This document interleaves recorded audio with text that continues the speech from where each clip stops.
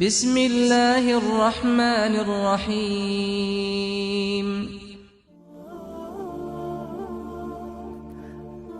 خداوند روزی از عزراییل علیه السلام پرسید: آیا تا به حال در وقت جانی کسی را گرفتن گریه کرده ای؟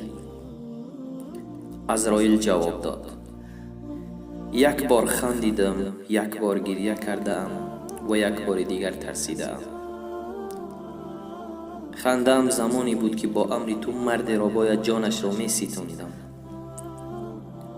و او را نزد دکان کفش دوزی پیدا کردم که آن مرد به کفش دوز می گفت که کفشم را به گونه بدوز که 1 سال رود، و من به حالش خندیدم و جانش را با امر تو قبض کردم. گریه‌ام زمانی بود که به من دستور دادی تا جان زنی را گیرم که در بیابان تفسان و بی آب و درخت بود و هم در حالت زایمان، و بعد زایمانی آن زن جانش را قبض نمودم و به حال طفلک نوزاد گریه کردم.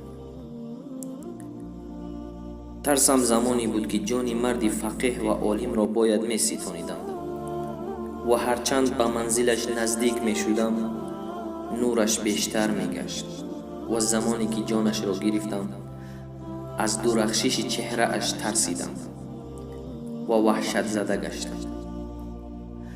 در این هنگام خداوند به عزراییل عرض کرد: ای عزراییل، میدانی که آن عالم نورانی کی بود؟ او همان نوزاده هست که جان مادرش را در صحرای تفسان گرفته بودی و آن نوزاد تنها در صحرا مانده بود. من مسئولیت آن طفل نوزاد را به عهده داشتم.